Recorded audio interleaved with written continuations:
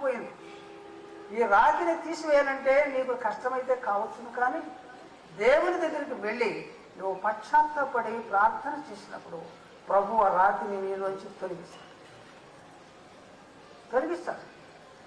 ఒక వ్యక్తి మా దగ్గరికి వచ్చేవాడు, చాలా విద్యావంతుడు, మంచి విద్యావంతుడు.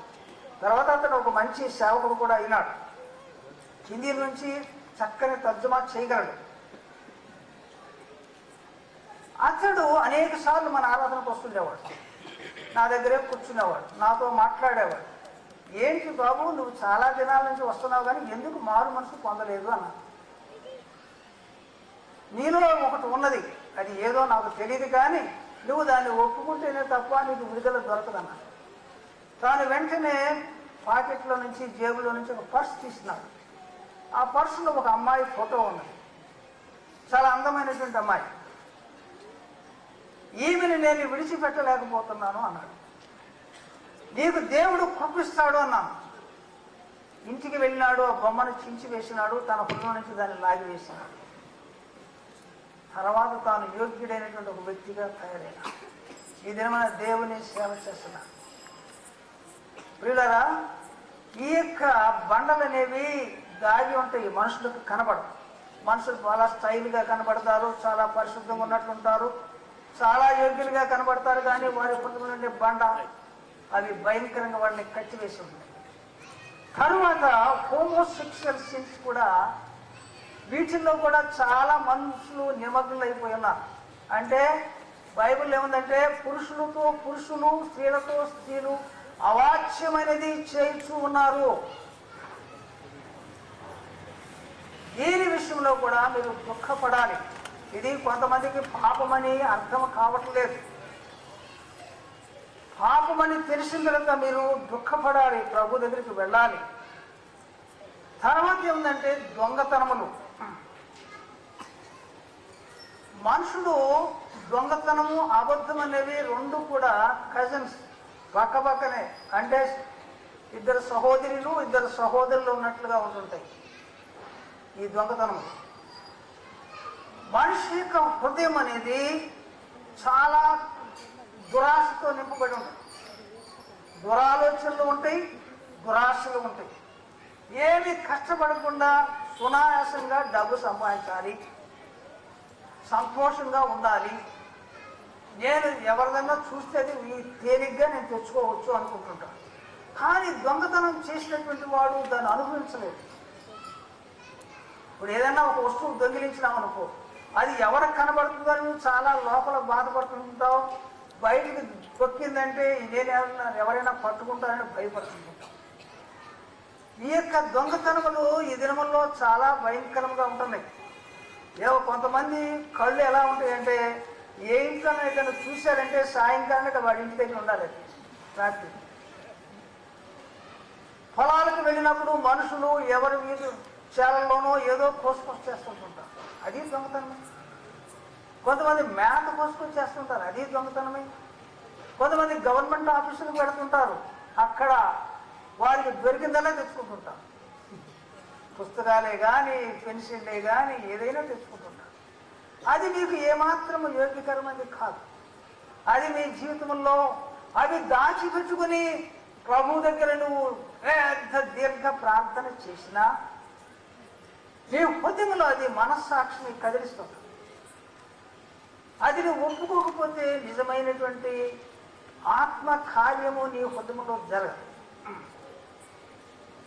ఒకవేళ నీవు ఒక వ్యక్తి యొక్క దగ్గర 100 రూపాయలు కాజేశావు, ఎప్పుడు నువ్వు పశ్చాత్తాపడినావు, దేవుడు ఆ పాపం నీకు చూపించినాడు, కానీ ప్రార్థన చేస్తున్నావు, దేవుడు నీ మొర ఆలకించినట్లుగా నీకు అర్థం కావట్లేదు, కానీ దేవుడు నీకు చూపిస్తాడు. అలానే వ్యక్తి దగ్గర 100 రూపాయలు నువ్వు ఒకసారి అన్యాయంగా దొంగతనం చేసావు కదా, నువ్వు ఆ డబ్బు తీసుకెళ్ళి నువ్వని అంటు మనసాక్షి దేవుని ఆత్మ చెప్తాడు. కొంతమంది దాన్ని ఏమాత్రం లక్ష్యం చేయరు. అప్పుడు నువ్వు ప్రార్థన చేసినా దేవుడు చెప్పిన తర్వాత కూడా నువ్వు ప్రార్థన చేస్తే నీ హృదయంలో ఏమి కార్యం జరుగుతుంది? నువ్వు భక్తిని చెప్పుకున్నా సరే ఎప్పుడో ఒకసారి మళ్ళీ దొంగతనానికి ఏడవబడు. ఒకసారి నువ్వు రిస్ట్రిక్ట్ దాన్ని తిరిగి ఇచ్చేసిన తర్వాత మళ్ళీ నువ్వు దొంగతనం చేయడానికి బాధపడుతుంది, ఎవరిదైనా వస్తువు తీసుకోవడానికి కష్టపడుతుంటావు. అందుకని ఇవన్నీ తీసివేయాలి అని దేవుని వాక్యం చెప్తుంది. మీకు స్పష్టముగా చెప్పబడుతుంది, ఈ రాళ్ళను తీసివేయాలి. కొంతమంది దొంగతనం చేయరు, కానీ దొంగతనం చేసేవాడికి చేనూతనిస్తారు. అరే అలా చేయాలి ఇలా చేయాలి అని ప్లాన్ వేసిస్తారు. వీడు ఒక పెద్ద దొంగ, తోడు దొంగలు, ఒకడు కాదు దొంగ, వాడికి ప్లాన్ ఇచ్చి అంతా చేసి దానిలో భాగం తీసుకుంటాడు. ఇటువంటి చేసిన తర్వాత కూడా మనం వారి దగ్గరికి వెళ్ళి దాని క్షమాపణ కోరితే చాలా మంచిది. చాలా మంచిదేంటి, నీ జీవితంలో నీ వినే వాక్యము లోతుగా పెడుతుంది. లేదా ఈ బండలన్నీ అడ్డం వచ్చి లోపలికి వెళ్ళనీవు. గవర్నమెంట్లో ఎన్నో కాగితాలు ఉంటాయి, అవన్నీ తెచ్చుకుంటుంటాం. మెడికల్ డిపార్ట్మెంట్ ఉంది, అక్కడ నర్సెస్ కానీ డాక్టర్స్ కానీ మెడిసిన్స్ అన్నీ వీళ్ళ ఇంట్లో పెట్టుకుంటుంటాం. ఇదంతా డబ్బు రూపేణ మార్చుకుని దాన్ని అనుభవిస్తూ ఉంటుంటాం. నీకు ఏమి దీవెన ఉంటుంది? ఏం దీవెన ఉంటుంది? ఏమి దీవెన ఉండదు. ఒక చోట లూట్ చేస్తావు, దేవుడు నీది 10 రెట్లు జారిపోయేటట్టు చేస్తాడు. చిల్లి సంచిలో డబ్బు వేసినట్లు అయిపోతుంది. కాబట్టి దీన్ని ఒప్పుకోవాలి. నేను నా జీవితంలో నేను గవర్నమెంట్ ఆఫీస్లో పనిచేసినప్పుడు కొంత స్టేషనరీ అంటే ఎంతో ఉండేది నా చేతి కింద. ఒక పెద్ద రూమే ఉండేది, అదంతా నా ఆధీనం ఉండేది. నేను ఏదో నా ఇష్టానుసారంగా కాగితాలు వాడేసేసాను. నా బంధువు వస్తే అతనికి కూడా ఇచ్చినాను, చాలా కాస్ట్లీ పేపర్. నేను ఎప్పుడైతే పశ్చాత్తాపడినానో దేవుడు నాకు వెంటనే దీనికి మనసులోకి తెచ్చినాడు. ఇది గవర్నమెంట్ది కదా, నీ సొమ్ము కాదు కదా, నువ్వు దాన్ని ఎందుకు తెచ్చుకున్నావు, ఎందుకు వాడినావు, నువ్వు దొంగవు కదా. అప్పుడు నేను మా అసిస్టెంట్ డైరెక్టర్ దగ్గరికి వెళ్ళి ఇలా చేశానండి, దాన్ని క్షమించండి, దాని డబ్బు ఇవ్వడానికి వచ్చినాను, దాని ఖరీదన్నా. ఆయన బ్రాహ్మణ్ చాలా ఆశ్చర్యపోయి, మా గీతాలో ఇలాగే చెప్తుంది, కానీ ఇలా చేసేవారు ఎవరూ ఉండలేదు, కానీ ఇలా చేసినట్లయితే దేశం ఎంత క్షేమంగా ఉంటుంది అన్నాడు. చూసారా, నీ జీవితము క్షేమంగా ఉంటుంది, నీవు దేశానికి మేలు చేసిన వ్యక్తి అవుతాం, దేవుని నామమును ఘనపరిచిన వాడు అవుతాం. క్రీస్తు యొక్క నామం ఘనపరచబడినప్పుడు అది నీకు దీవెనకరంగా ఉంటుంది. ఈ దొంగతనం ఇలాగ ఎన్నో ఉన్నాయి. తర్వాత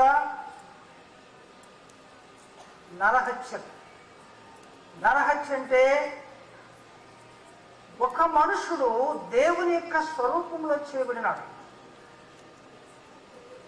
ఆ మనుషునికి దేవుడు ఎంతో విలువిస్తున్నాడు. దేవుడు బలవంతుడు, కానీ ఆయన ఎవరిని త్రోసిపుచ్చువాడు కాదు. దేవుడే త్రోసిపుచ్చట్లేదు. అటువంటిప్పుడు నువ్వు ఎలా త్రోసిపుచ్చుతావు? ఒక మనిషిని ఎలాగో హత్య చేస్తావు? అతడు దేవుని స్వరూపంలో చేయబడినవాడే, దేవుడు అతనికి ఎంతో విలువిస్తున్నాడే. ఆ వ్యక్తి యొక్క జీవము నువ్వు ఎలా తీసివేస్తావు? తీసివేసి నువ్వు ఊరుకుండగలవా? కయ్యూని అనే అతను ఏబేలు చంపినాడు. దేవుడు ఏమన్నాడు తెలిసిన? నీ తమ్ముని యొక్క రక్తం భూమిలో నుండి నాకు మొరపెట్టలేదా? నేను నాకు మొరపెట్టినది. నువ్వెంత కీడు చేసినావు, అతని రక్తము నీకు విరుద్ధంగా మాట్లాడింది. నరహత్య చేయు పట్టణమా నీకు శ్రమ, నరహత్య చేయువాడా నీకు శ్రమ. ఎంతమంది పాలిటీషియన్స్ మర్డర్ కేసులో, కొన్ని కేసులు, ఒకటి కాదు 2 కాదు, ఎంతోమంది దానిలో ఉంటారు. కత్తి పట్టినవాడు కత్తి చేత హతమడు అంతే ప్రభు చెప్పి. ఈ నరహత్యలు అనేవి మనుషుల హృదయంలో హత్యలు చేయకపోవచ్చు, కానీ కోపం అనేది చాలా భయంకరమైనది. అది ఇంచుమించు హాఫ్ మర్డర్ అన్నమాట, సగం హత్య చేస్తున్నాం. మనిషిని కోపం వచ్చిందంటే ఇతనికి ఎలా కీడు చేయాలని నువ్వు ఆలోచించేస్తున్నావు. కాబట్టి హత్యలు ఇవి చాలా భయంకరమైనవి. హత్యలతో వ్యభిచారానికి కూడా చాలా సంబంధం ఉంది. వ్యభిచారంలో ఉన్నటువంటి వారు హత్యలు ఎక్కువ చేస్తుంటారు. రాజకీయ నాయకులే కాదు, ద్వేషంతో హత్యలు చేస్తుంటారు. ఈ హత్యల వల్ల చాలామంది జీవితంలో బయటికి కనబడదు ఈ హత్యలు. కానీ దేవుని యొక్క వాక్యము నీ హృదయంలోకి వచ్చినప్పుడు నీవెలాగో హత్యలు చేసినావో అది కూడా నీకు అర్థం. ఒక సహోదరి ఏమందో తెలిసిన, నా భర్తను హత్య ఏదో చేయాలని నాకు ఆశ వచ్చింది, అది కూడా తను ఒప్పుకున్నది. భర్త దగ్గర ఒప్పుకోలేదు కానీ దేవుని బిడ్డల దగ్గరకు వచ్చి ఇలాగూ నాకు ఆలోచన వచ్చింది. ఇటువంటివన్నీ దేవుని దగ్గర ఒప్పుకున్నప్పుడు దేవుడు నిన్ను క్షమించేటువంటి వాడు.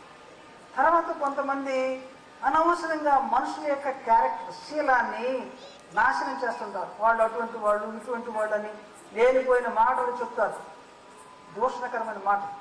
అప్పుడు నీవు వారిని హత్య చేసిన వాడు అవుతావు. అటువంటి మాటలు పలికినందుకు నీవు కూడా క్షమాపణ చెప్పాలి.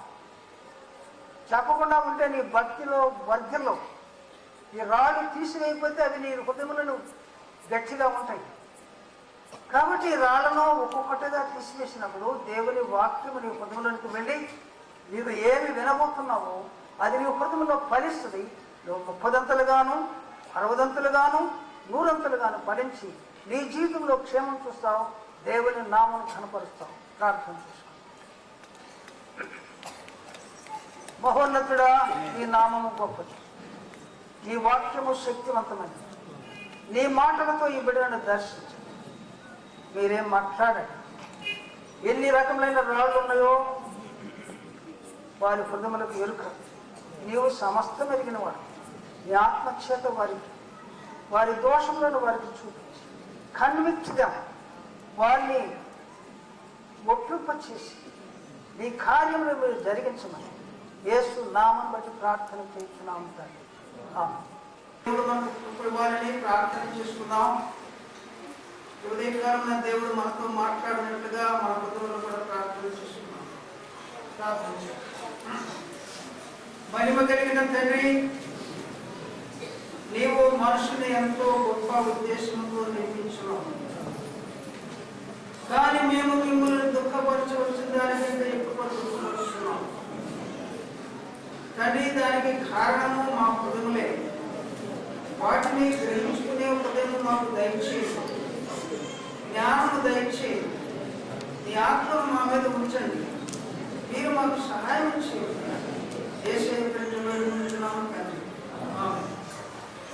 ఇర్మియా గ్రంథము 17వ అధ్యాయము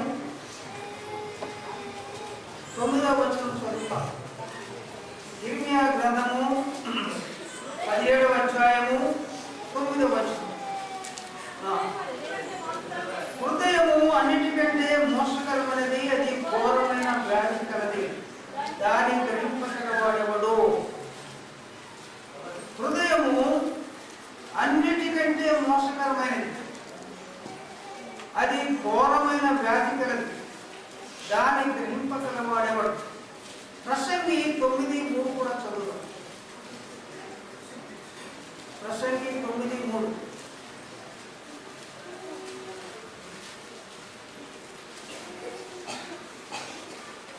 అందరికీ ఒక్కటే గతి సంభవించును, సూర్యుని కింద జరుగువాడనిలో ఇది బహు దుఃఖకరం. మరియు నరుల హృదయము చెడుతనముతో నిండి ఉన్నది. వారు బ్రతుకు కాలమంతయు వారి హృదయమందు వెరితనముడు. తరువాత వారు ముక్కులు ఎదుర్కోదు, ఇది దుఃఖకరం. మరియు నరుల హృదయము చెడుతనముతో నిండి ఉన్నది. జ్ఞాని అయిన సొలొమోను కూడా నరుల హృదయము ఎప్పుడు చెడుతనంతో ఉంటున్నది అని చెప్పాడు. అందువల్ల దీన్ని మానవుడు గ్రహించడం చాలా కష్టం. హృదయం అనేది ఎంత ఉంటుందంటే, మనం ఇలా పిడికిని చూపిస్తే ఎంత ఉంటుందో అంత ఉంటుంది. దాని పొడవు 5.5 అంగుళాలు, వెడల్పు 3.5 అంగుళములు, మందము 2.5 అంగుళములు. ఇది శరీరంలో అన్ని భాగములకు రక్తము పంప్ చేస్తుంది. కొన్ని పిన్స్ మర్చిపోయినాను, కొన్ని గ్యాలన్స్ రక్తాన్ని ప్రవహింపు చేస్తుంది. దాంట్లో పవర్ఫుల్ పంప్ ఎంత పనిచేస్తుందో అంత పని చేస్తుంది. దినమునకు 1,00,000 సార్లు కొట్టుకుంటుంది. అంటే నాన్ స్టాప్ బస్ మళ్ళీ వెళ్ళిపోవాలి. మన నాన్ స్టాప్ బస్ అంటే అక్కడ అవుతుంది. ఉదయం అనేది ఆగడానికి వీల్లేదు. ఆగితే అయిపోయినట్టే. ఇక ఆయన సాయంకాలానికి శ్మశానానికి పంపించాల్సింది. కాబట్టి ఇది ఎక్కడ ఆగడానికి వీలేదు. మనుషులు పుట్టినప్పుడు 6 వారాలప్పుడు గర్భంలో ఉండగానే ఈ గుండె కొట్టుకోవడం ప్రారంభిస్తుంది. వాడు చనిపోయే వరకు కొట్టుకుంటారు. శరీర అవయవంలో ఇంత చక్కగా చివరి వరకు పని చేయగలిగిన అవయవం ఒకటి. ఇది చాలా మోసకరమైనది. శరీరంలో ఉండే నరములన్నీ మీరు ప్రతి నరమును తీసి ఒకదానికి కనిపించి ఒక దూరంగా పరిశీలిస్తే 1,00,000 కిలోమీటర్లు నరాలు. వీటన్నిటికీ కావాల్సిన రక్తమును సరఫరా చేస్తుంది గుండె. ఇది చాలా చిన్నది కానీ చాలా మోసకరమైనది అని. నీ హృదయం ఎలా పనిచేస్తుందో దాన్ని బట్టి నీ నడక. హృదయం పనిచేయకపోతే నడకే లేదు. హృదయం సరిగా పనిచేస్తే నువ్వు సరిగా ప్రవర్తిస్తావు. నీ హృదయం చెడు ఆశలతో ఉంటే చెడ్డ ప్రవర్తనే బయటకు వస్తుంది. నీ హృదయం మంచి ఆశలతో ఉంటే మంచి ప్రవర్తనే బయటకు వస్తుంది. ఇది చాలా మోసకరమైనది అని. డెస్పరేట్లీ వికెట్, బహు ఘోరమైన వ్యాధి కలిగింది. ఏ వ్యాధి వచ్చినా బాగు చేయొచ్చును, కానీ హృదయంలో వచ్చే లోపల వచ్చే పాపభూయిష్టమైనటువంటి రోగమును బాగు చేయడం ఎవరి వల్ల కాదు. ఇది చాలా మోసకరమైనది కూడా ఉంది. ఒకప్పుడు హృదయం ఎలా ఉంటుందంటే చాలా సంతోషంగా ఉంటుంది. దుఃఖవార్త అనగానే దుఃఖపడుతుంది. అప్పుడు సంతోషం అంతా వెళ్ళిపోతుంది. ఒక్కోసారి పవిత్రంగా ఉన్నట్లు ఉంటుంది. ఒక్కోసారి ప్రేమ ఎంతో చూపిస్తుంది. ఒక్కోసారి ఎంతో ద్వేషం కనపడుతుంది. ఒక్కొక్కసారి అసూయ వస్తుంది హృదయంలో. ఒక్కొక్కసారి మూర్ఖత వస్తుంది, చెప్పిన మాట వినరు. ఇది ఊసర వెళ్ళి అంటే తొండ ముందు ఊసర వెళ్ళవుద్ది. అది రంగులు అప్పుడప్పుడు మార్చేసేస్తుంది. అలాగున మానవుని యొక్క హృదయము ఎలా ప్రవర్తించాలో పరిస్థితులకు అనుకూలంగా ప్రవర్తిస్తుంది. నీలో భక్తి లేకపోయినా భక్తి వేషం వేయడానికి హృదయమే కారణం. ఇది ఎన్నైనా చేయగలరు. లోపల ఉంచుకుని బయటకు కూడా కనపరచు.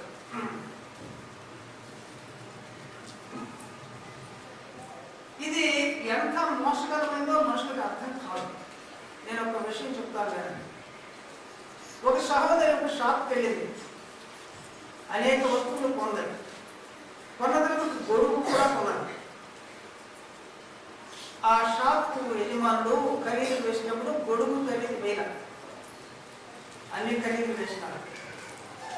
చూసుకుంది, పర్వాలేదు, డబ్బులు ఇచ్చేసింది, ఇంటికి వచ్చింది. ఆ లెక్కలు చూసుకునేటప్పుడు గొడుగు ఖరీదు అతను వేయలేదు. ఈసారి వెళ్ళినప్పుడు తప్పక అతనికి ఇవ్వాలి అని అనుకుంది. ఇతను డబ్బులు ఇచ్చేసాడు. ఈసారి వచ్చినప్పుడు దాని ప్రస్తావనే ఎక్కలేదు. ఈసారి చూద్దాంలే అనుకుంది. మరలా రెండవసారి వెళ్ళినప్పుడు కూడా మళ్ళీ ప్రస్తావించలేదు గొడుగు సంఖ్య. యథార్థవంతురాలే, నమ్మకస్తురాలే, కానీ దీని విషయం మళ్ళా ఎక్కలేదు. ఈసారి చూద్దాం అనుకుంది. ఈసారి కూడా అలాగే చేశాడు. తర్వాత దేవుడు ఏమన్నాడు, దాని గొడుగు సంగతి ఏంటి నువ్వు మర్చిపోతున్నావు. అయ్యో నా హృదయం ఎంత ఘోరమైనది, ఎంత మోసకరమైంది. ఈసారి చూద్దామని దాని సంగతి ప్రస్తావన లేకుండా దాన్ని ఏదో రకంగా తీసుకోవాలని లేదు, ఇవ్వాలని. హృదయము చాలా మోసకరమైనది, చాలా మోసకరం, ఘోరమైన వ్యాధి. ఇది ఎప్పుడు ఎలా ప్రవర్తిస్తుందో మనుషులకి చాలా కష్టం, చాలా కష్టం. ఇశ్రాయేలు జనాంగము సమూయేలు యొక్క కుమారుడు చెడ్డవారైన వల్ల మాకు న్యాయాధిపతులు వద్దు, అన్యుల వలె మాకు కూడా రాజు కావాలని వారు అర్థించిన సమూయేలు. అప్పుడు సమూయేలు దేవుని దగ్గర ఈ విషయం ఎత్తినప్పుడు వారు నిన్నే కదయ్యా, నన్నే చూపించినారు, వారికి ఒక రాజు కావాలన్నారు కాబట్టి రాజు నియమించమన్నాడు. అప్పుడు రాజు నియమించడానికి అనుకున్నప్పుడు ఫలాని వాడు సౌలు అనే వాడిని ఇశ్రాయేలు జనాంగం రాజుగా నిర్ణయించమన్నాడు. సరే, సమూయేలు చేసినాడు. ఒక దినమున రాజుగా పట్టాభిషేకం చేయడానికి అతను అందరినీ వెతుకున్నారు. దేవుడు ఈ కీషు కుమారుడైన సౌలు పేర చీటి వచ్చినప్పుడు ఇతడు ఎక్కడ ఉన్నాడని వెతికినారు. ఇతడు రాజుగా చేద్దామని, ఎక్కడ కనపట్టలేదు. అప్పుడు దేవుడు అన్నాడు, సామాన్ల గదిలో ఉన్నాడు, మీరు అతన్ని పట్టుకోండి అన్నాడు. సామాన్ల గదిలో దాక్కున్నాడు. రాజుగా చేస్తానంటే ఎవడైనా సామాన్ల గదిలో దాక్కుంటాడండి. నాకు ప్రైమ్ మినిస్టర్గా ఇస్తానంటే వద్దంత సోనియా గాంధీ. నీకు చీఫ్ మినిస్టర్ ఇస్తానంటే ఈ భక్తి నిక్కర్లో వదిలిపెట్టుకునే వాళ్ళు ఉంటారు. కాబట్టి మండల ప్రెసిడెంట్ అంటేనే చాలు ఎగబడతారు, అంతేనా? మండల ప్రెసిడెంట్ అయినా ఎగబడతారు. కానీ రాజుగా ఉండడానికి సౌలు అంగీకరించుకుంటున్నాడు. నాలాంటి వాడికి ఎందుకు? నేను గాడిదను కాచుకునేటప్పుడు సమూయేలు నన్ను పిలిచి నాకేదో చెప్పాడు, కానీ నాకెందుకు అయినప్పుడు అతను తీసుకుని వచ్చి రాజుగా పట్టాభిషేకం చేసినాడు. ఇతను రాజుగా పట్టాభిషేకం చేసిన అనేక మంది అతని గురించి ఏమన్నారంటే, ఈ పనికి మనల్ని వాడ మనల్ని ఏర్పాటు చేసేది అన్నారు.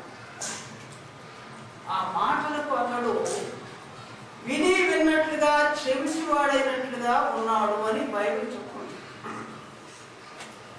మొదటి రాజుగా మొదటి సమూయేలు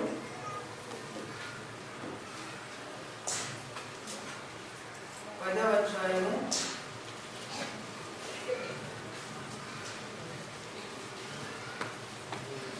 27. వానికి మాలిన వారు కొందరు ఈ మనుషులు మనలను ఎలా రక్షింపగలడని చెప్పవచ్చు, అతని నిర్లక్ష్యం చేసి అతనికి కానుకలు తీసుకుని రాకుండా అతడు చెవిటివాడైనట్టు కోరుకుండెను. వాడు గిఫ్ట్స్ బహుమానాలు కూడా తీసుకురాలేదు, పనికి మాలినవాడన్నారు, నిర్లక్ష్యం చేసినారు. రాజును కొంతమంది అలాగన ప్రవర్తన చేసినప్పుడు వారి గురించి క్షమించినాడు. ఎంత మంచి హృదయం అతనికి ఉన్నదో. ఈ హృదయము మరొకప్పుడు ఎలాగ ప్రవర్తించిందంటే, దావీదు గొలియాతుని సంహరించి తాను తిరిగి వచ్చేటప్పుడు సౌలు చేయలేకపోయినాడు ఆ పని. గొలియాతుని మీద యుద్ధం చేసి సౌలు జయించలేకపోయినాడు. ఇద్దరు కూడా భయపడినాడు. కానీ దేవుని కృప పొందినటువంటి వాడు దావీదు. అతను గొలియాతును వధించి తిరిగి వచ్చేటప్పుడు చాలా మంది పాటలు పాడినారు స్త్రీలు. ఈ స్త్రీలు ఏమైనా పాటలు పాడినారంటే, సౌలుకు 1000 కృతియు, దావీదుకు 10,000 కృతియు స్తోత్రములు పాడినారు.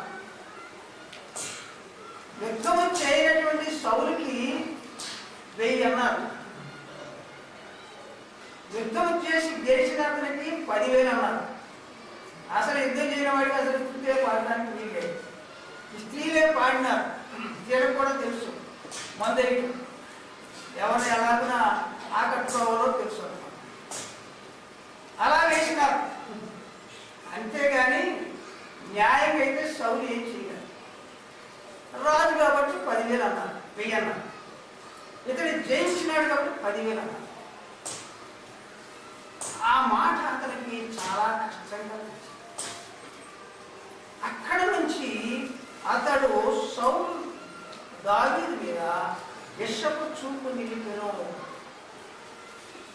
ఒకప్పుడు ఎలాగో ప్రవర్తించిన వ్యక్తిత్వము, ఎంత చక్కగా ప్రవర్తించిన వాడు, దావీదు కీడు చేయలేదే, వేరే చేసినాడే, అతని మీద అతని విషం చూపు చూడటానికి ఏమీ కారణం చెప్పండి. హృదయము మోసకరమైనది, ఘోరమైన వ్యాధి కలిగినది. అదే కారణం. వ్యాధి చాలా గొప్పది, అందువల్ల గ్రహించడం చాలా కష్టం. యేసుక్రీస్తు ప్రభు ఈ లోకంలో అనేక అద్భుత కార్యములు చేయొచ్చు, అనేక మందికి మేలు చేసినప్పుడు వారు ఆయన నమ్మినారు. ఆయన యెరూషలేము దేవాలయానికి వెళ్ళేటప్పుడు హల్లెలూయా అనే పాటలు పాడినారు, ప్రభువుని స్తుతించినారు. ఒక వారం తర్వాత కల్వరికి వెళ్ళేటప్పుడు ఆయన్ని సిలువ వేయండి, సిలువ వేయండి. ఏమైపోయింది భక్తి, ఏమైపోయింది స్థుతులు, ఈ హల్లెలూయాలు ఏమైపోయింది? మానవుని యొక్క హృదయము అంత దుర్మార్గమైంది. అర్థమవుతుందా? మీరు గ్రహించుకుంటున్నారో మీ హృదయం నాకు తెలియదు, కానీ నా హృదయంలో నేను బాగానే క్లోజ్గానే చూసేటప్పుడు దీనిలో ఎంతో దుర్మార్గత ఉన్నట్లుగా నేను గ్రహిస్తున్నాను. ఇది చాలా మోసకరమైనదని నాకు గ్రహింపవుతుంది. ఒకవేళ నీకు గ్రహింపోయిందా, దేవుడిని చూపిస్తాడు. ఇది చాలా మోసకరమైనది. ఒక్కోసారి గుండె నొప్పి అంటారు,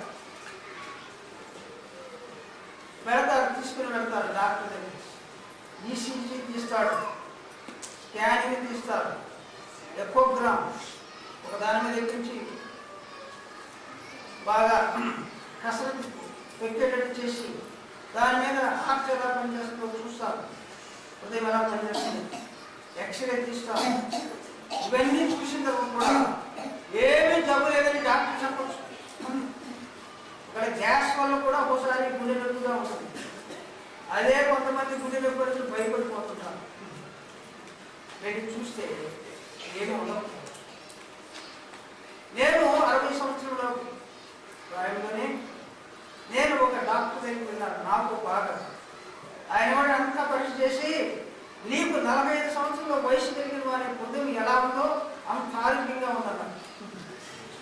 అని నేను నమ్మలేను.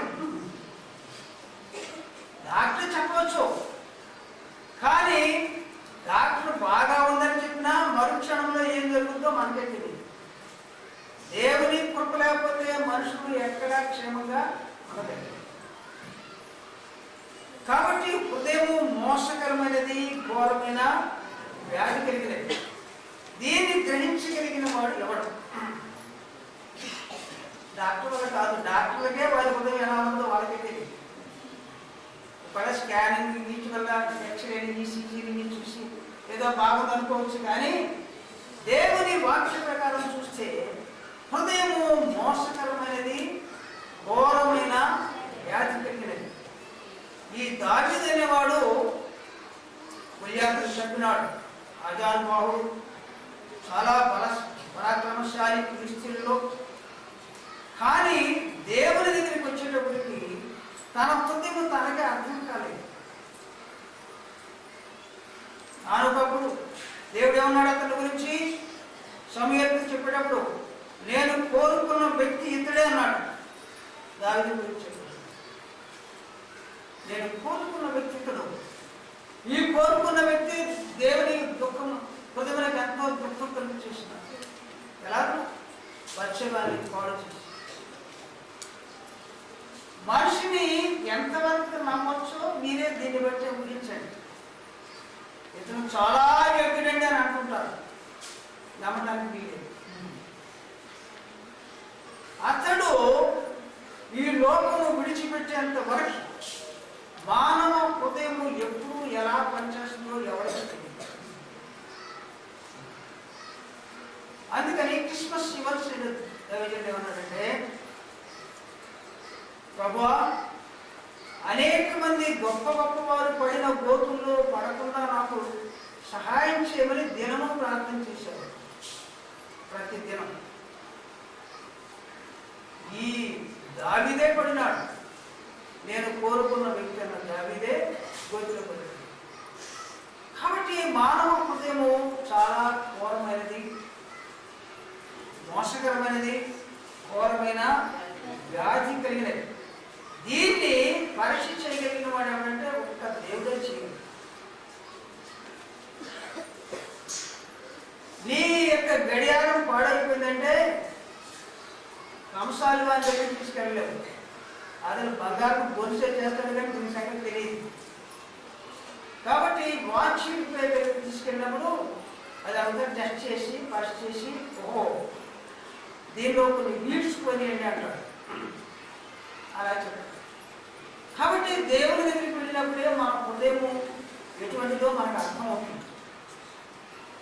ఎవరికి అర్థం? సౌలు ఎప్పుడైతే దేవుని దుఃఖపరిచినాడో అతన్ని రాజుగా ఉండటానికి కొనసాగించడానికి దేవుడు నిశ్చయించుకోలేదు. అతని రాజుగా తొలగించడానికి మరి ఒక వ్యక్తిని ఇశ్రాయేలు మీద రాజుగా అభిషేకించడానికి దేవుడు ఎన్నుకున్నాడు. అప్పుడు సమూయేలును పిలిచి నీవు వెళ్ళి యెషయా కుమారులలో ఒకరిని అభిషేకించమన్నాడు. సమూయేలు వెళ్ళినాడు, యెషయాను పిలిచినాడు, యెషయా కుమారులను పిలిచినాడు, వారిని పవిత్రపరిచినాడు. అక్కడికి ఒక కుమారుడు వచ్చినాడు, పెద్దవాడు ఏలియా. తాను చాలా సుందరమైన వాడు, ఎత్తైన వాడు, ఆర్మీలో ఒక కమాండింగ్ చీఫ్ గా ఉండడానికి అర్హత కలిగినటువంటి దేహదారుణ్యం కలిగిన వాడిగా ఉన్నాడు ఏలియాబు. ఓహో దేవుడు ఇతన్ని నియమించుకోబోతున్నాడని సమూయేలు అనుకున్నాడు. ఓహో ఇతన్ని దేవుడు నియమించుకోబోతున్నాడు. కానీ దేవుడు ఏమన్నా తెలిసిన నేను అతన్ని నియమించుకోలేదు. అతను నాకు అష్టం లేదు. నీవు బాహ్యమును చూస్తున్నావు, శరీరంలో ఉండే సౌందర్యమును చూస్తున్నావు. దేవుడు ముఖమును చూసేవాడు కాదు, పైరూపమును లక్ష్మించేవాడు కాదు. ఆయన హృదయ ఆంతర్యమును పరిశీలించేవాడు అని చెప్పినాడు సమూయేలు. సమూయేలు అనుకున్నది ఇతన్నే రాజుగా చేయబోతున్నాడు ఏమో అనుకున్నాడు. నేను అతన్ని లక్ష్య పెట్టలేదు. ఒకవేళ నువ్వు అందంగా ఉండవచ్చు, మంచి డ్రెస్ వేసుకోవచ్చు, టిప్ టాప్గా నడవచ్చు, కులాసాగా హుషారుగా ఉండొచ్చు. కానీ దాన్ని బట్టి దేవుడిని నేను ఎన్నుకోడు. నీకు హృదయము విరిగి నలిగిన స్థితిలో ఉంటే దాన్ని బట్టి దేవుడిని నేను హృదయ పరిస్థితిని గమనించువాడు దేవుడే. నేను పైరూపాన్ని చూసేవాడిని కాదయ్యా.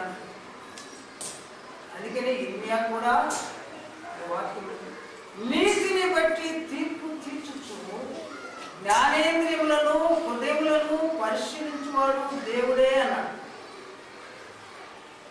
నీ జ్ఞానేంద్రియం, నీ చెవి, నీ కన్ను, నీ ముక్కు, నీ చెవులు ఇవన్నీ ఎలా పనిచేస్తున్నాయో గ్రహించగలిగిన వాడు దేవుడే. నీ హృదయము ఎలా పనిచేస్తుందో దాని లోపలనే ఆంతర్యమును పరిశీలనగా చేయగలిగిన వాడు దేవుడే. కాబట్టి ఆయన దగ్గరికి వెళితేనే మన హృదయం స్థితి మనకు అర్థమవుతుంది. నేను ఇటీవల చాలా రెస్టారెంట్ అనేటువంటి ఒక అమెరికన్ హిమాలయన్ ఈ హృదయం అనే విషయం మీద ప్రసంగం చేస్తున్నాను. చేస్తూ ఏమన్నాడంటే, నా దగ్గర ఒక పెద్ద కంకాడెన్స్ ఉంది, బైబిల్ కంకాడెన్స్. దానిలో 3-4 పేజీలు హృదయముల గురించి బైబిల్లో ఏం చెప్పవచ్చులో 1000 రెఫరెన్సెస్ ఇచ్చినాడు అన్నారు. 1000 చోట్ల హృదయముల గురించి బైబిల్ చెప్పబడుతూ ఉన్నది అన్నారు. కాబట్టి ఇది చాలా మోసకరమైనది. Who can understand it? అక్కడ ఏముందంటే దీన్ని గ్రహించగలిగిన వాడు ఎవడో పెద్ద ఫిజిషియన్ అయినా కానీ కార్డియాలజిస్ట్ అది ఒక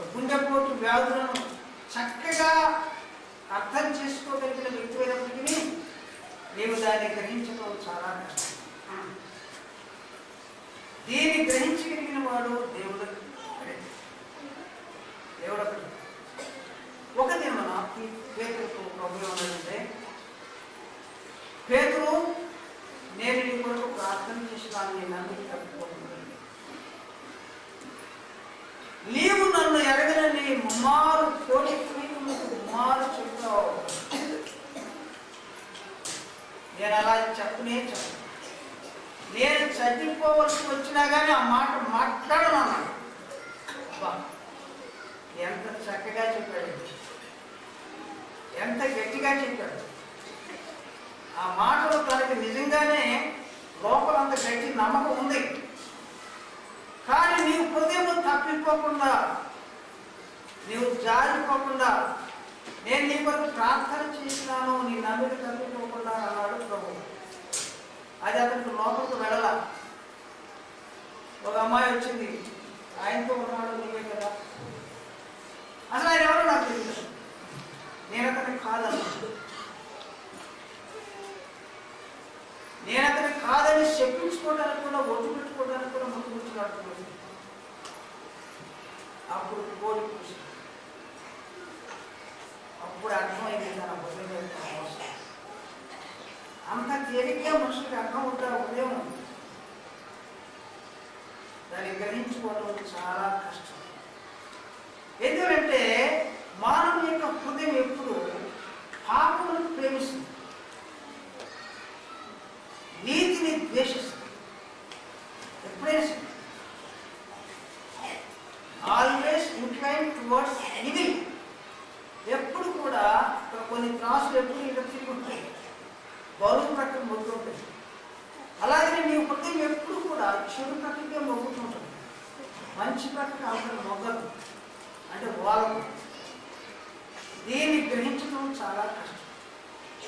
నీ హృదయంలో ఎంత ఉంటుందో చెప్పలేదు. ఒకసారి గెరాషన్ల దేశంలో వెళ్ళినప్పుడు ప్రభు ఒక దయ్యములు పెట్టిన వాడిని బాగు చేసినాడు. ఆ దయ్యములు వదిలేటప్పుడు ప్రభు ఏమన్నాడంటే, నీ పేరేమిటని అడిగినాడు. ఆ లోపల దయ్యాలు ఏం చెప్పిన తెలిసిన సేన, అంటే పెద్ద సమూహం.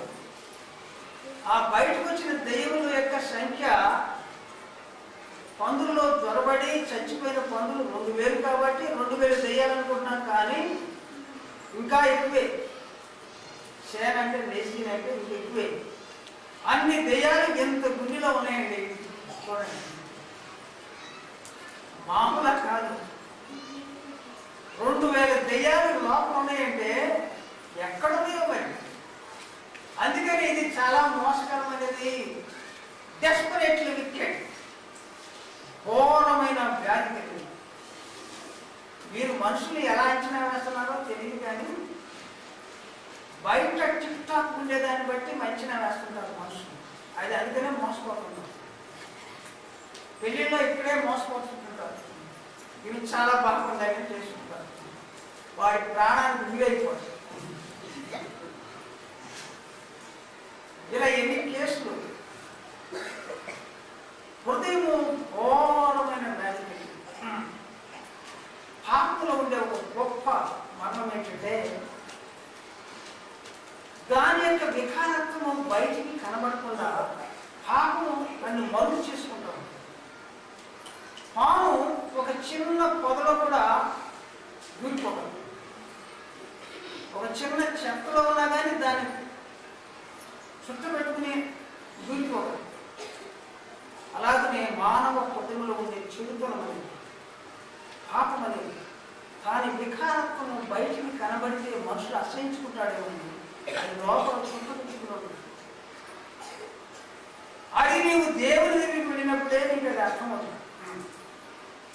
అంతగా నీకు అర్థం కాదు. దీని యొక్క చెడుతనం చాలా గొప్ప. ఇది ఘోరమైన వ్యాధి కలిగేది. ఈ వ్యాధిని ఎవరు బాగు చేయలేరు, దేవుడు ఒక్కడే బాగు చేయలేరు. మీరు చెడ్డవా, కొన్నిసార్లు మనుషుల హృదయంలో ఎంతో చెడు పెట్టుకుంటారు, కానీ బయటకు ఎంత తీయగా మాట్లాడుకోవచ్చు, చాలా తీయగా మాట్లాడతారు. అబ్బా ఇంత బాగా ఎవరు మాట్లాడతారని, కానీ లోపల ఎంత చెడుందో ఎవరు తెలుసు. అలా మోసం చేసేవాళ్ళు ఉంటారు. ఏమండి రేపులే తెలివి తెచ్చిస్తానండి, ఏదైనా సరే మీ ఎక్కడికి నేను అడ్డు పెడతానండి అసలు 1000 రూపాయలు 2000 పట్టుకెళ్తారు, మళ్ళీ కనపడతారు. చెప్పేటప్పుడు ఎంత తీగా చెప్తారంటే ఇక నువ్వు మోసపోతావు. ఎంత చక్కగా చెప్తారంటే మనుషులు చాలా చక్కగా చెప్తారు. వాళ్ళ కథల మీద తేనె ఒలుపుతూ ఉంటుంది. ఇంకేంటే ఇటువంటి మనిషి మనకు ఎక్కడ దొరుకుతారో అనుకుంటాం. మరి నీకు తన మొహమే చూపించు. బంధువులే నమ్మడానికి లేదు. ఇక్కడ నేను మరి ముఖ్యంగా చెప్తుంటాను, డబ్బిస్తానంటే మొన్నెవరో నాకు ఫోన్ చేసి ఫలాని వాళ్ళ విషయం ఏం చెప్పంటారండి, నీ బంధువు నీకే క్యూరికరం కాకుండా చూసుకో బాబు, జామీలు గిమ్ములు ఉండి నువ్వు నష్టాలు తెచ్చుకోకూడదు. హృదయము ఘోరమైన వ్యాధి కలిగింది, మోసకరం, అనవసరంగా ట్రబుల్ తెచ్చుకోవద్దని చెప్పి. కానీ నీవు ఎలా మంచి మాట్లాడగలవు? నీ హృదయం చెడు పెట్టుకుని, నీ హృదయంలో చెడు పెట్టుకుని మంచి ఎలా మాట్లాడగలవు? నా హృదయంలో కోపం పెట్టుకుని ఎలా చక్కగా మాట్లాడగలను? నాకు కోపం వస్తుంది, కోపం భూషితమైన మాటలే వస్తుంది. అందుకని తీయగా మాట్లాడగలను. మాట్లాడారంటే వేషం వేసాను అన్నమాట, డ్రామా అంతే కదా, వేషధారణ ఎక్కువ. ఇదంతా చేయగలిగింది ఈ హృదయమే. ఈ లోపలే జరుగుతూ ఉంటుంది. ఇదంతా ఈ గ్రీన్ రూమ్ కానీ ఇదంతా లోపలే ఉంటుంది. చిన్న హృదయంలోనే ఇవన్నీ జరుగుతూ ఉంటుంటాయి. జాగ్రత్త. ఈ హృదయం నిన్ను మోసపుచ్చుకుందే నువ్వు బయటికి రావడం మంచిది. నీ యొక్క డబ్బు ఎక్కడ ఉండునో నీ హృదయము అక్కడే ఉంటుందన్నాను. వాడు ఇక్కడ ఉండే ఉండవచ్చును కానీ హృదయం నీకు బ్యాంకులో 10 లక్షలు ఉందంటే అక్కడే ఉండదు రోజు. దాని గురించి ఆలోచించేస్తుంది, దాన్ని ఎలా వినియోగించాలి, లేకపోతే ఇది వడ్డీకి ఎలా తిప్పాలి, ఎలా డబ్బు సంపాదించాలనుకుంటుంటావు. కానీ నీ హృదయం అంత తేటగా ఉండదు. నీ హృదయం నిండిన దాన్ని బట్టి నోరు మాట్లాడుతుంది. కోపం ఉంటే కోపం మాట్లాడు, కష్టం ఉంటే కష్టం మాట్లాడమంటాడు, ద్వేషం ఉంటే ద్వేషభరితమైన మాటలు వస్తాయి. కాబట్టి హృదయమును బాగు చేయగలిగిన వాడు ఎవరు? స్టెఫను దేవుని యొక్క సేవ చేసినప్పుడు అనేక మంది ఆయన మాటలకు ఆశ్చర్యపడి దేవునితో దిగేటప్పుడు యూదులకు కష్టం వచ్చేది. అతన్ని ఒక దినం పట్టుకున్నారు, అతని మీద అనేకమైన అబద్ధములు కల్పించినారు. ఇతడు మోషే ధర్మశాస్త్రమును మార్చడానికి యేసుక్రీస్తుకు వచ్చినాడని బోధిస్తున్నాడని నేరం ఎక్కడున్నారు. అప్పుడు వారి గురించి ఉద్దేశించు మాట్లాడుచు ఒక మాట అన్నాడు. అపోస్తల కార్యములు 7వ అధ్యాయము 51వ వచనం. ముష్కరులారా, హృదయములను చెవులను దేవుని వాక్యమునకు లోబర్చిన వల్లని వదలారా. తర్వాత దానికి క్రింద భాగంలో ఏమిటంటే 1 వేసి వంశని మెడగల వాళ్ళారా, హృదయములందును చెవులందును సున్నతి పొందని వాళ్ళారా. నీ హృదయములకు సున్నతి లేదు, చెవులకు సున్నతి లేదు అంటే పనికిరాని వాటిని నీవు తీసివేయటం లేదు, పనికి మారిన వాటితో నువ్వు నింపుకుంటున్నావు. నీకు సరైనటువంటి సున్నతి లేదు. సున్నతి అంటే పనికిరాని చర్మమును తీసి బయట పారవేయడం. కొంతమంది హృదయములకు నిజమైన సున్నతి ఉండదు. అనవసరమైన వాటిని, వ్యర్థమైన వాటిని వారు పెట్టుకుంటారు. దేవుడు ఇశ్రాయేలు జనముతో ఏమన్నాడంటే 40 సంవత్సరములు మీరు నాకు బలులు అర్పించినారు, నాకే అర్పించారా? మీరు అంత మోసం. ఆ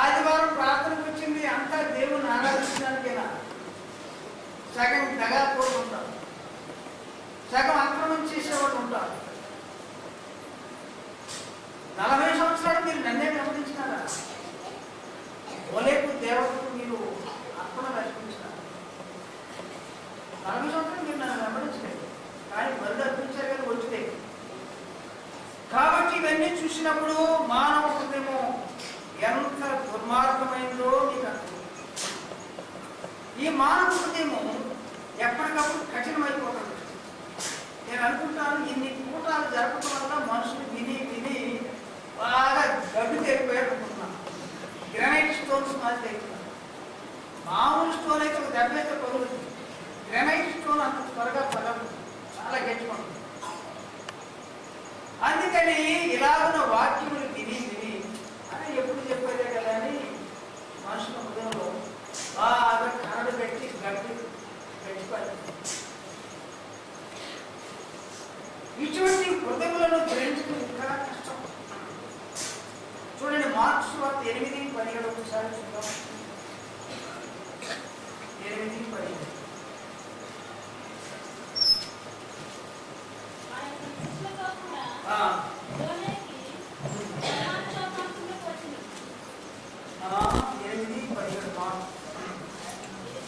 యేసు జరిగి మన యొక్క రొట్టెలు లేవే అని మీరు ఎందుకు ఆలోచించుకుంటున్నారు? మీరు ఇంకా గ్రహింపలేదా? వివేచింపలేదా? మీరు కఠిన హృదయం కలవారైనారా? మీరు కన్నులని చూడరా, చెవులని వినరా? జ్ఞాపకం చేసుకోండి. యేసు ప్రభు శిష్యులు ఏమంటే వాళ్ళు కొట్టే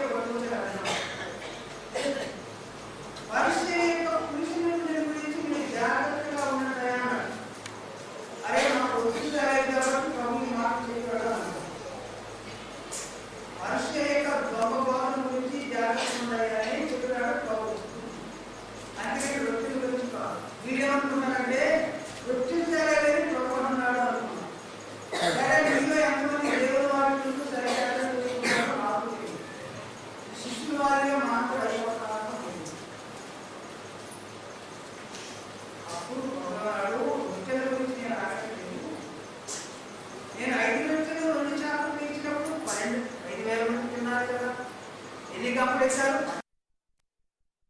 7 రొట్టెలు ఇచ్చినప్పుడు 7 కప్పులు మిగిలాయి కదా. ఎందుకు మీరు అక్కడ కఠినంగా ఉన్నారు అన్నారు. హృదయం ఎంతో కఠినంగా ఉన్నారు. దీన్ని గ్రహించుకోవడం చాలా ప్రభు చెప్పిన మాటలు శిష్యులే గ్రహించారు. ఇప్పుడు మనకెంత అనుభవంలో మనకు అర్థం కాదు. కాబట్టి హృదయము ఘోరమైన వ్యాధి, మోసకరం. నాలుగు బ్రతికినంత కాలము వారిలో దరిద్రం ఉంటూనే ఉంటాయి. సొలొమోను రాసిన విషయము ప్రసంగి 9:8 చదివించాను. నాలుగు బ్రతికినంత కాలము వారి హృదయంలో ఏమవుతున్నాడు? దరిద్రం,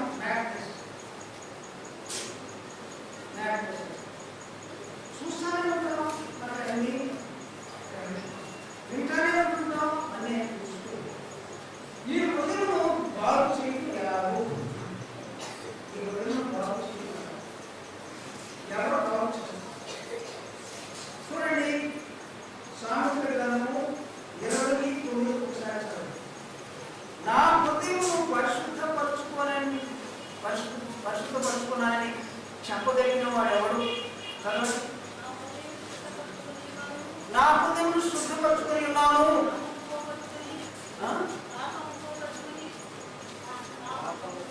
పాపము పోగొట్టుకొని పవిత్రుడనైతిని అనుకొనగలిగిన వాడు ఎవడు?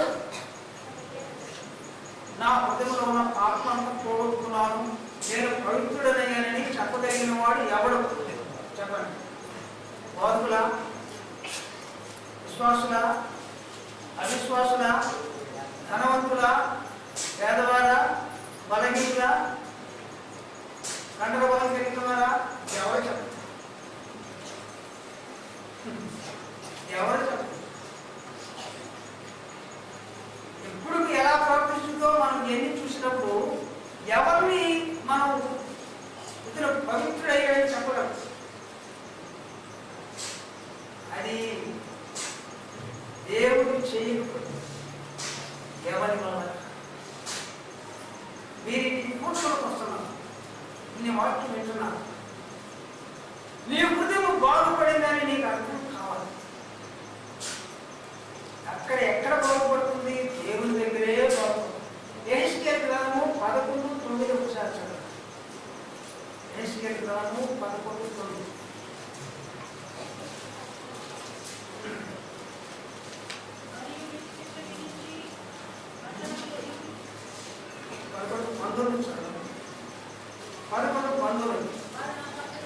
వారు నా కట్టడలను నా విధులను అనుసరించి గైకొన్నట్టు నేను వారి శరీరంలో నుండి రాజకీయాలను తీసివేసి వారి మాంసమును వేసి వారి దేవతను చేసి వారి యొక్క నూతన ఆత్మను నేను పవిత్రుడనే చెప్పుకోలేవు, నేను పాపం పోగొట్టుకున్నానని చెప్పలేవు. దేవుడు నీకు నూతన బుద్ధి ఇవ్వాలి, నీకు ఏక మనసు కలుగు చేయాలి. దేవుడు తన ఆత్మను నీకు ఇవ్వాలి, రాజకీయ తీసివేసి మాంసము ఇవ్వాలి. అది ఇవ్వగలిగిన వాడు దేవుడే, అది ఇవ్వగలిగిన వాడు యేసుప్రభువే. నా శుద్ధ జలము నీ మీద చల్లును, నీలో నుండి రాజకీయ తీసివేసి నీకు మాంసము ఇస్తాను, కఠిన హృదయం తీసుకెస్తాను, జాలి గల హృదయం దయచేస్తాను, నేను మీకు మెత్తని గుండెనిస్తాను, నువ్వు పాపం చేయలేని శక్తి నీకు ఇస్తాను. అది యేసుప్రభువే చెప్తాడు. కాబట్టి నీవు విరిగి నలిగిన హృదయంతో దేవుని దగ్గరికి వెళ్ళినప్పుడు నీకు ఆ కార్యం జరుగుతుంది. దేవుని ఆత్మతో ఈ కార్యం జరగాల్సిందే, కానీ ఏ దేవుల నీ ముందు బాగుపరుచుకోలేవు. ఒక పెద్ద శిష్యుని దగ్గరికి వెళ్ళి నీ లోపల బాగుపరుచుకోవచ్చు, కానీ నీ గుండెను బాగు చేసుకోవడం, ఆంతర్యం బాగు చేసుకోవడం అది దేవుని వల్లే కలుగుతుందని నీ హృదయంలో బాగు చేయగలిగిన వాడు యేసుక్రీస్తు ఉంటాడు. ఆయన దాని కొరకు తన ప్రాణంలో ప్రాయశ్చిత్తగలిగాడు. నీ కొరకు నా కొరకు కలుగులో యజ్ఞం చేసినాడు. నా యందు విశ్వాసం ఉంచిన వాడు పాపము చేయడు, పాపము చేయజాలడు. అటువంటి కృపను దేవుడు మనకు లేకపోతే ఎవరు కూడా పవిత్రులుగా ఉండడానికి వీలేదు, ఉండలేరు. దేవుని యొక్క కృప లేకుండా ఎవరు నీతిగా జీవించలేరు. ప్రతి క్షణం ఆయన కాపుదల మనకు కావాలి. నా యందు విశ్వాసం ఉంచిన వాడు మరణించిన తిరిగి బ్రతుకును, తిరిగి బ్రతికిన వాడు నా యందు విశ్వాసం ఉంచిన వాడు తిరిగి బ్రతికి నా యందు విశ్వాసం ఉంచిన వాడు చివరి వరకు మాట్లాడుతాడు. అంటే మళ్ళా నరకానికి నీ జీవితకాలంలో క్రీస్తు యొక్క నామమును విశ్వాసం బ్రతకాల్సిందే, కానీ నా సొంతగా నేను బ్రతకగలని ఎవడో అంచనా వేయడానికి వీల్లేదు, చేయలేదు కూడా. నేను అనుకుంటాను, ప్రభా నీవు నన్ను కాపాడు, ఒక క్షణం కూడా నేను కాలు తీసేవా, నీవు నాకు సహాయం చేయబడి నా వల్ల ఏమీ కాదు, నీవు కూర్చుంటూ చేయబడి నా చేత అసలు కాదు. దేవుడు అలాంటి మనం బాగు చేయాల్సింది. ఎవరి హృదయం తిరిగి తెలియను అట్టి హృదయములకు దేవుడు సమీపంలో నీ కుటుంబంలో నీ దోషముల నుంచి తరలి నీ పాపములను రక్షించబడేటప్పుడు దేవుడు నీ సమీపంలో లేదు. నీ హృదయం కఠినపరుచుకుని వెళితే దయ్యం నీకు సమీపంలో ఏది కావాలో కోరు. మరణంలో జీవనంలో నిన్ను ఉంచుతున్నాం, ఏది కావాలో నీ హృదయం విరిగినది దేవుడు దాన్ని దీవిస్తాడు. సర్ జేమ్స్ సింప్సన్ అని ఒక పెద్ద శాస్త్రజ్ఞుడు క్లోరోఫార్మ్ తీసుకున్నాడు. క్లోరోఫార్మ్ ఎనస్థీషియా ఆపరేషన్ చేస్తాడు. దాన్ని కనుక్కున్నాడు. ఆయన దగ్గరికి ఆయన వచ్చి ఉన్నాడంటే, సింప్సన్ గారు మీరు కనుక్కున్న పరిశోధనలో గొప్ప లేదన్నాడు. పరిశోధన చేశారు, దీనిలో గొప్ప లేదంటే I am the greatest sinner, Jesus Christ is the greatest saviour. నేను ఘోరమైన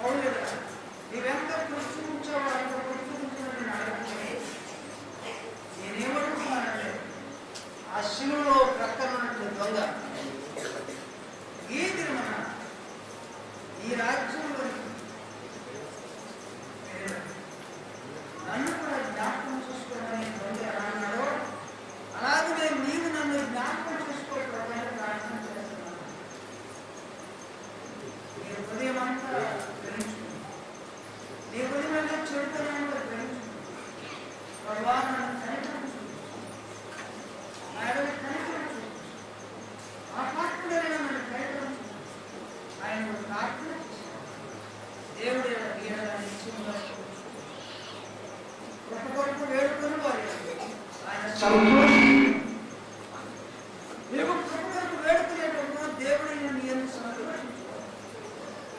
ఈ ఉదయం మార్చడానికి ఆధారపడుతున్నాడు.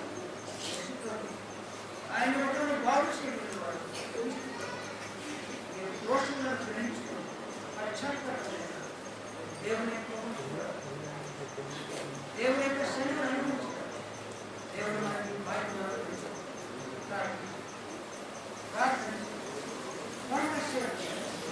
కొన్ని నిమిషం లైఫ్లో మీరు ప్రశ్న ప్రార్థన చేయండి. దేవుడు మీకు సహాయం చేస్తారు. ఘోరమైన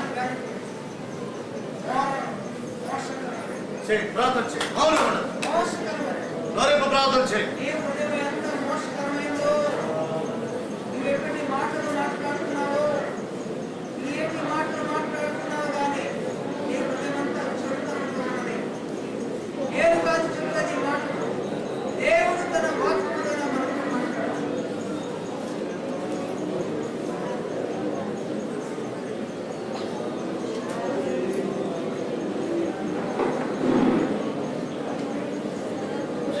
చిన్న ప్రార్థన చేయండి. హృదయము మోసకరమైనది, అది ఘోరమైన వ్యాధి కలదని నియమిస్తున్నారు. ఎంతసేపు విన్నావు, దానిని సరిచేయగలిగే శక్తి క్రీస్తు ప్రభు ఒక్క దగ్గర ఉందని చూస్తున్నావు.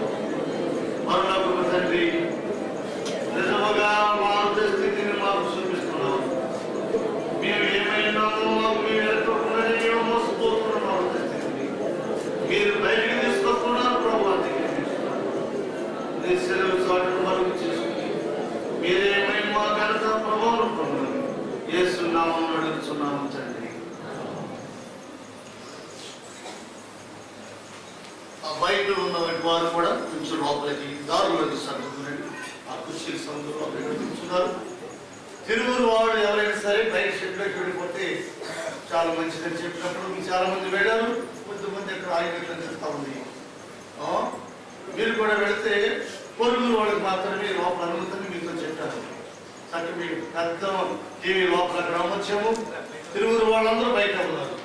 ఇంకెవరైనా నా మాట మీద అనుమానం కలిగిన వారు దయచేసి మీరు ఆ షెడ్లోకి వెళ్ళిపోండి. ఇక్కడ పెద్ద టీవీ ఉంది.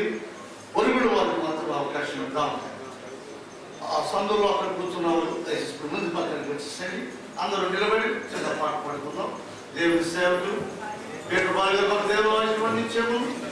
మనందరూ నిలబడి తిరువురు వాసులు దయచేసి మీరు ఆ షెడ్లోకి వెళ్ళిపోండి.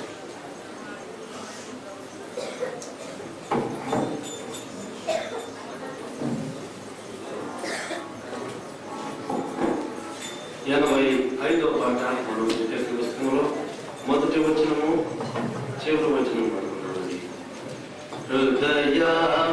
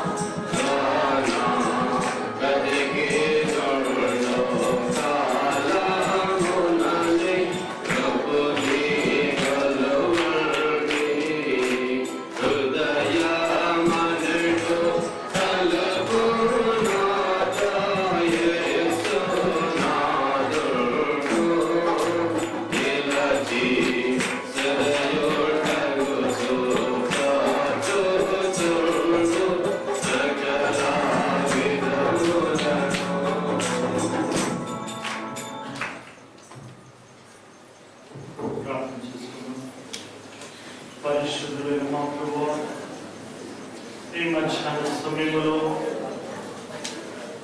మరొకసారి మీ దివ్యమైనటువంటి వాక్యములు ధ్యానం చేసుకోవడానికి మీరు అనుభవించిన సమయం